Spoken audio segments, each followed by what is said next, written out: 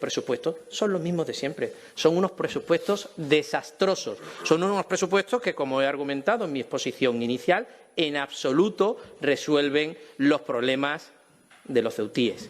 Son los presupuestos de siempre, los presupuestos de esos poderes fácticos, los presupuestos de los amigotes, los presupuestos para fomentar la subvención a esos amigotes, los presupuestos para fomentar la inmigración ilegal, los presupuestos para fomentar la marroquinización de Ceuta, los presupuestos para hipotecar el futuro y la españolidad de esta ciudad.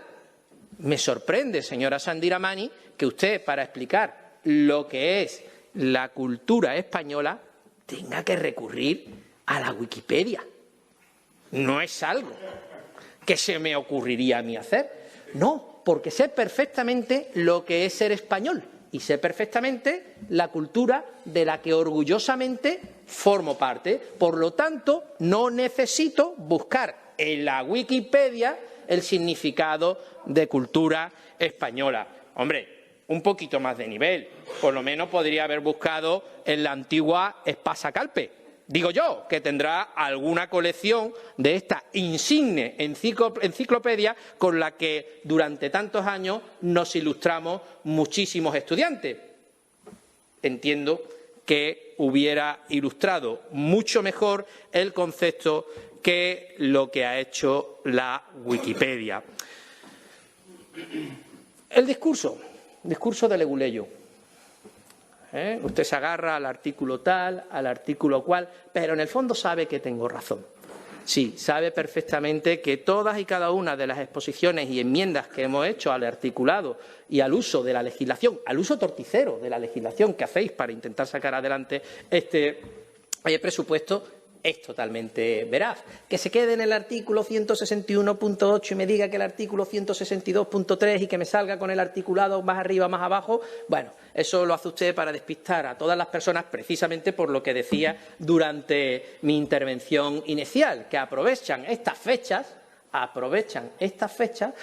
porque la mayoría de la gente está en otras cosas mucho más importantes que en su presupuesto, porque además su presupuesto está viéndose que en absoluto beneficia al conjunto de los ceutíes.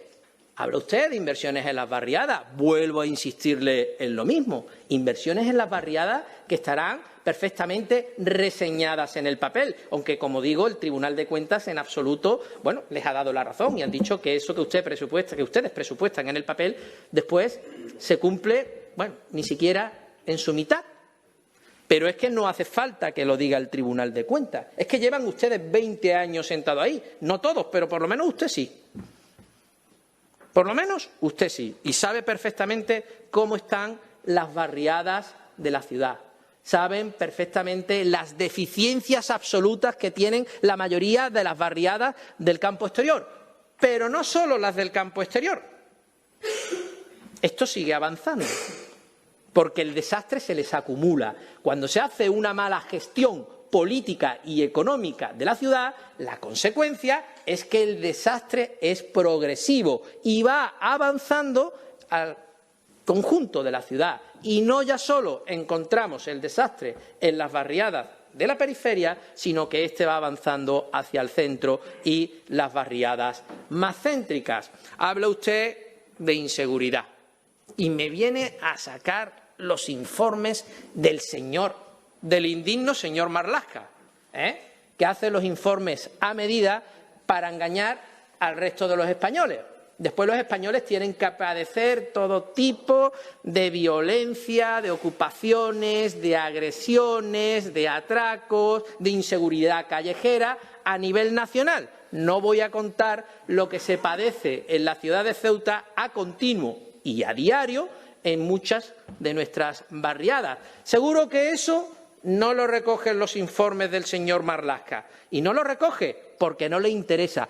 Porque no le interesa en absoluto lo que padecen muchos ceutíes en su barriada. Claro, él está en otras historias, en tocarle las palmas al presidente de este gobierno golpista de España, del que además el señor Marlaska es partícipe, con lo que no me venga usted a sacar esos manidos informes que en absoluto casan con la realidad que viven los ceutíes. Sí que vamos a devolver ese presupuesto. Nuestra intención es devolverlo. Nuestra intención es que se rehaga. La intención es que lo rehagan como se tiene que hacer, que le pongan interés, que trabajen ustedes, que para eso se han subido el sueldo en este presupuesto. Ya que se han subido el sueldo un 46%, pues echen algunas horas más. Piensen, denle a la ruedecita. Creo que ese 46% lo merece, por lo menos en horas de trabajo. Algo de imaginación se les debe suponer en esas horas de más que van a echar gracias a ese 46% que sí que se recoge en este presupuesto. 46% que se recoge en este presupuesto, que además lo van a pagar ustedes, porque también lo he dicho, esa subida en los impuestos pues también está reflejada y también está recogida en estos presupuestos, por lo que de algún sitio tenía que salir el dinero con el que pagar esas horas de más que esperemos que echen en el Gobierno si realmente conseguimos que estos presupuestos se devuelvan. He dicho que la esperanza es lo último que se pierde, para que se rehagan de manera austera, honrada y decente. Y sí, señora Chandiramani, y con esto ya voy a terminar, he hecho referencia a la cueva de Alí Baba. No sé si habrá leído usted las historias de las 1001 noches, tanto que le gusta eso de multiculturalismo y todas esas historias que forman parte pues, de esas leyendas y esas novelas históricas que ilustraron también muchas de las bibliotecas de nuestros domicilios en nuestra tierna infancia. Me imagino que sabrá lo que se guardaba y quiénes guardaban la cueva de Alí Baba y quién eran los compañeros de andanzas y fechorías de tan insigne cuatrero. He hecho la referencia exacta en ese sentido. En absoluto era algo o una cuestión racista y usted ha querido entroncar con ese término Alí Baba y, por supuesto, en este caso y con el uso indigno que se hace del dinero del contribuyente, sí que podemos dirigirnos, sin temor a equivocarnos, a que ese presupuesto se cocina no solo en la cueva de Alí Baba, sino también en la cueva de Alí Vivas. Muchas gracias. Gracias, señor Redondo. Señora Chandiramani, tiene usted la palabra. Presupuestos son los mismos de siempre. Son unos presupuestos desastrosos. Son unos presupuestos que, como he argumentado en mi exposición inicial, en absoluto resuelven los problemas de los ceutíes. Son los presupuestos de siempre, los presupuestos de esos poderes fácticos, los presupuestos de los amigotes, los presupuestos para fomentar la subvención a esos amigotes, los presupuestos para fomentar la inmigración ilegal, los presupuestos para fomentar la marroquinización de Ceuta, los presupuestos para hipotecar el futuro y la españolidad de esta ciudad. Me sorprende, señora Chandiramani, que usted, para explicar lo que es la cultura española, tenga que recurrir a la Wikipedia.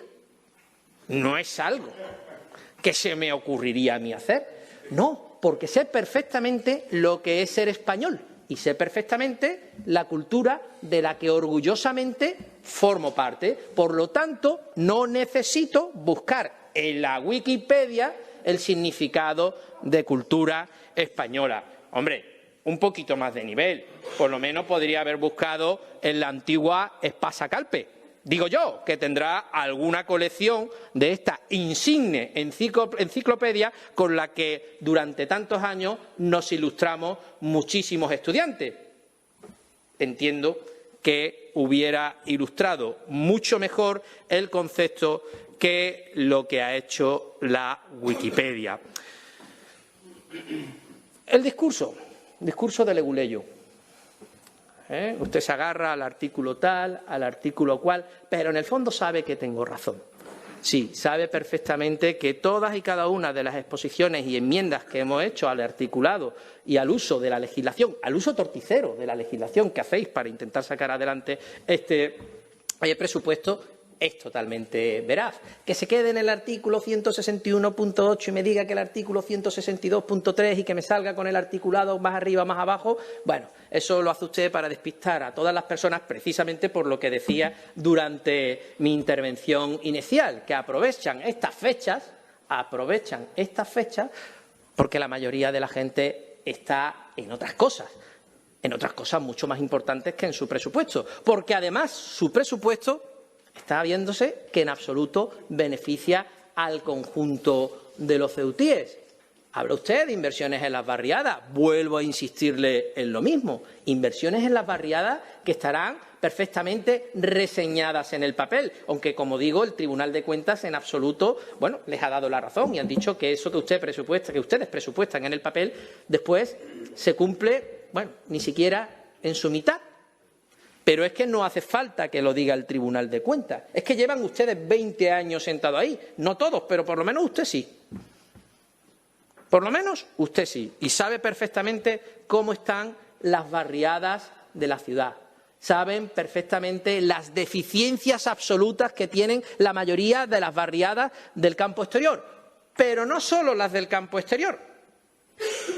Esto sigue avanzando.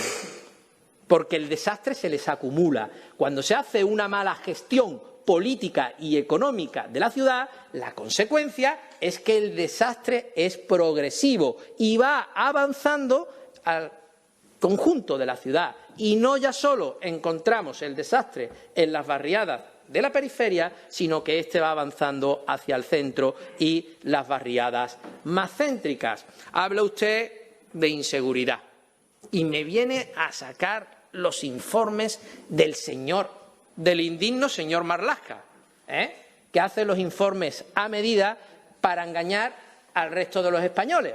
Después los españoles tienen que padecer todo tipo de violencia, de ocupaciones, de agresiones, de atracos, de inseguridad callejera a nivel nacional. No voy a contar lo que se padece en la ciudad de Ceuta a continuo y a diario en muchas de nuestras barriadas. Seguro que eso no lo recogen los informes del señor Marlaska. Y no lo recoge porque no le interesa. Porque no le interesa en absoluto lo que padecen muchos ceutíes en su barriada. Claro, él está en otras historias, en tocarle las palmas al presidente de este gobierno golpista de España, del que además el señor Marlaska es partícipe, con lo que no me venga usted a sacar esos manidos informes que en absoluto casan con la realidad que viven los ceutíes. Sí que vamos a devolver ese presupuesto. Nuestra intención es devolverlo. Nuestra intención es que se rehaga. La intención es que lo rehagan como se tiene que hacer, que le pongan interés, que trabajen ustedes, que para eso se han subido el sueldo en este presupuesto. Ya que se han subido el sueldo un 46%, pues echen algunas horas más. Piensen, denle a la ruedecita. Creo que ese 46% lo merece, por lo menos en horas de trabajo. Algo de imaginación se les debe suponer en esas horas de más que van a echar gracias a ese 46% que sí que se recoge en este presupuesto. 46% que se recoge en este presupuesto, que además lo van a pagar ustedes, porque también lo he dicho, esa subida en los impuestos pues también está reflejada y también está recogida en estos presupuestos, por lo que de algún sitio tenía que salir el dinero con el que pagar esas horas de más que esperemos que echen en el Gobierno si realmente conseguimos que estos presupuestos se devuelvan. He dicho que la esperanza es lo último que se pierde, para que se rehagan de manera austera, honrada y decente. Y sí, señora Chandiramani, y con esto ya voy a terminar, he hecho referencia a la cueva de Alí Baba. No sé si habrá leído usted las historias de las 1001 noches, tanto que le gusta eso de multiculturalismo y todas esas historias que forman parte pues, de esas leyendas y esas novelas históricas que ilustraron también muchas de las bibliotecas de nuestros domicilios en nuestra tierna infancia. Me imagino que sabrá lo que se guardaba y quiénes guardaban la cueva de Alí Baba y quiénes eran los compañeros de andanzas y fechorías de tan insigne cuatrero. He hecho la referencia exacta en ese sentido.